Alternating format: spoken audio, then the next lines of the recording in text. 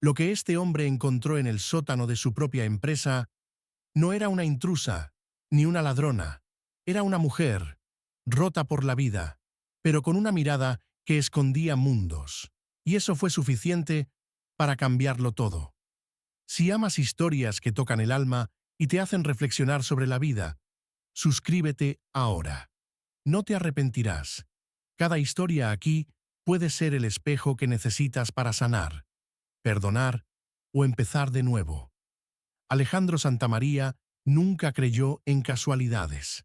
Su vida era una serie de decisiones exactas, números, estrategias y previsiones.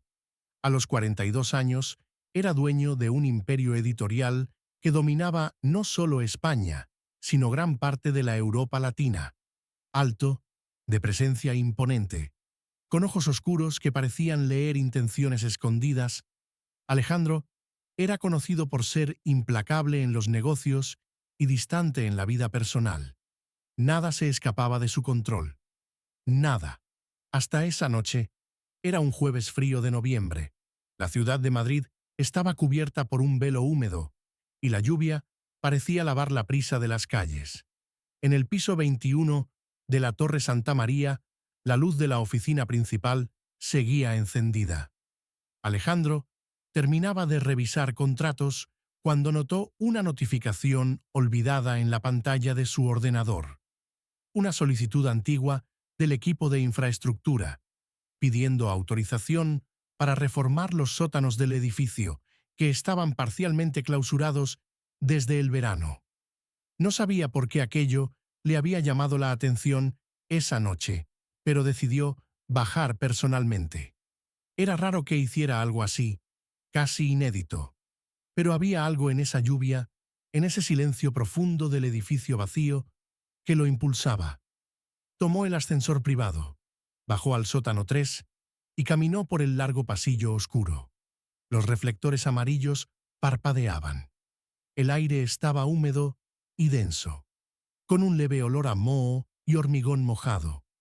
Era un espacio olvidado del edificio, que ya no formaba parte de su rutina desde hacía muchos años. Al llegar al fondo del pasillo, se detuvo frente a una puerta metálica antigua. Crujía en sus bisagras, cubierta de polvo y telarañas. Había allí un candado simple, ya oxidado, y un aviso desgastado. Almacén desactivado, no ingresar. Pero Alejandro empujó de todos modos. El sonido de la puerta al abrirse fue lento, como si el tiempo resistiera. La oscuridad adentro era casi absoluta, pero había una rendija de luz proveniente de una pequeña linterna colgada de un cable improvisado. La luz temblaba, proyectando sombras trémulas en las paredes. Y fue allí, en esa penumbra húmeda y silenciosa, donde la vio. Ella dormía envuelta en una manta fina, sentada contra la pared de ladrillos. El cuerpo encogido, los brazos abrazando un libro viejo y el rostro parcialmente cubierto por el cabello castaño, enredado y sucio. Por un segundo, Alejandro pensó estar viendo una aparición. ¿Una mujer allí? ¿Cómo era posible? ¿Quién eres?, murmuró, sin acercarse. La mujer despertó sobresaltada. Levantó el rostro lentamente. Sus ojos, grandes y asustados, buscaron el origen de la voz. Y entonces sus miradas se cruzaron. Alejandro sintió un impacto extraño en el pecho. No era miedo, ni ira. Era algo distinto. Aquellos ojos, castaño claros, tristes y cansados, decían más que cualquier palabra. Ella no respondió. Solo intentó levantarse, con dificultad, como si hubiera estado mucho tiempo en la misma posición. Estaba delgada, pálida, y temblaba ligeramente. El suelo estaba cubierto por cartones, libros antiguos, una manta rasgada y una pequeña maleta en un rincón. «Lo siento», dijo ella finalmente, con voz débil. No quería molestar, solo no tenía a dónde ir. Alejandro permaneció inmóvil. Estaba procesando aquello. Una mujer viviendo escondida en el sótano de su empresa. ¿Cuántas semanas habría estado allí? ¿Cómo nadie lo había notado? «¿Cómo entraste?», preguntó él, con un tono más firme. La puerta de servicio, la de carga, no cierra bien. Yo solo buscaba un techo por unos días. Luego me iba a ir. Lo juro. Ella evitaba mirarlo. Apretaba los dedos con fuerza, como quien sujeta algo invisible para no derrumbarse. ¿Tu nombre?, insistió él. Clara. Silencio. Ella parecía esperar un castigo, que él llamara a la policía, que gritara. Pero no hizo nada de eso. Algo en esa mujer se lo impedía. La forma en que hablaba con suavidad, con educación, sin pedir lástima, sin rogar. Había dignidad en su miseria, una calma misteriosa en medio del caos. Y eso removió algo en él que creía enterrado. ¿Estás herida? ¿Necesitas un médico? Number solo. Estoy cansada. Eso es todo. Alejandro se acercó un poco más. El olor era una mezcla de polvo, madera antigua y algo floral, casi imperceptible. Tal vez el champú de algún baño raro, tal vez un perfume viejo impregnado en la piel. Un toque de humanidad en medio del abandono. Tienes que salir de aquí, dijo él en voz baja. Pero no esta noche. Ella lo miró por primera vez directamente. Sus ojos brillaron, no de esperanza, sino de incredulidad. ¿No va a llamar a la policía? Él negó con la cabeza. Mañana hablaremos. Te traeré comida caliente. Y una manta. Está helando aquí. Ella no supo qué decir. Solo asintió, tragando saliva. Alejandro se dio la vuelta y caminó de regreso por el pasillo. A cada paso que daba, sentía el pecho más apretado. Esa mujer, esa presencia inesperada, había perforado algo dentro de él que ni sabía que aún existía. Pero lo que él no imaginaba era que Clara cargaba secretos, cicatrices que no se veían, y que el destino, una vez abierto, no cierra sus puertas tan fácilmente, porque algunas historias no comienzan con flores, comienzan con lluvia, silencio y una mirada en la oscuridad. A la mañana siguiente, el sol apenas se atrevía a romper las nubes densas de Madrid. El cielo permanecía gris, y la ciudad parecía suspendida en una calma pesada, como si supiera que algo fuera de lo común estaba a punto de suceder. Alejandro no había dormido bien. Las imágenes de la noche anterior regresaban como olas persistentes. La mirada de Clara, la vulnerabilidad silenciosa de su cuerpo encogido y la sensación extraña, casi inaceptable, de que había en ella una pureza que no veía desde hacía mucho tiempo. Llegó temprano a la empresa, antes incluso que los primeros empleados. Con pasos firmes, descendió de nuevo al sótano. Esta vez llevaba consigo una bolsa con pan fresco, queso manchego, frutas, una botella de agua y una manta limpia, de tela gruesa. Empujó la puerta despacio, intentando no asustarla. Clara estaba despierta, sentada con las piernas cruzadas sobre los cartones. Miraba al vacío, como si intentara ordenar sus propios pensamientos. Cuando lo vio, sus ojos se abrieron un poco más, como si aún no creyera que él volvería. «Buenos días», dijo él, con voz baja, casi gentil. Ella lo observó en silencio por unos segundos. Había en sus ojos un tipo de resistencia que Alejandro reconoció. No era desconfianza. Era el hábito de no esperar nada de nadie. «No pensé que regresarías». Él caminó hasta ella y le entregó la bolsa. «Toma, come algo». Clara dudó antes de tocar la comida, como si hubiera una condición no dicha, un precio invisible por esa gentileza. «No tienes que pagarme nada», dijo Alejandro, leyendo su mirada. «Solo come». Ella tomó el pan con manos temblorosas y comenzó a comer despacio. Cada bocado parecía una negociación con la dignidad. «¿Por qué estás aquí, Clara?», tardó en responder. El queso se derretía sobre su lengua, calentando un cuerpo que ya había olvidado la sensación de saciedad. «Me escapé», dijo finalmente. «De todo. de mi casa, de mi pasado, de personas que me dijeron que no valía nada. Alejandro se sentó en el suelo, frente a ella, como si eso fuera lo más natural del mundo. ¿Cuánto tiempo llevas aquí? Unas 3 semanas. Siempre bajaba cuando todos se iban. Aprendí los horarios. No quería que nadie me viera. Él respiró hondo, observándola con atención. Clara parecía tener unos 30 y pocos años, aunque el agotamiento la hiciera parecer mayor. Su rostro era delicado, de rasgos suaves, y había una dulzura triste en la forma en que bajaba los ojos después de cada frase. ¿Por qué aquí? ¿Por qué este lugar? Ella sonrió levemente, una sonrisa casi irónica. Porque esta empresa se llama Santa María, y cuando vi el nombre, no sé, fue como una señal. Me sentí protegida, aunque fuera solo por las letras en la pared. Alejandro guardó silencio. Había algo poético y trágico en esa elección. Este lugar no es seguro para ti, ni digno. Voy a ayudarte, dijo él finalmente. Ella alzó la mirada, alarmada. No quiero caridad. No es caridad, es humanidad. Silencio. Clara bajó los ojos, apretando el pan con más fuerza. Él podía sentir la lucha dentro de ella. Aceptar ayuda significaba admitir que la necesitaba. Y eso dolía más que el hambre.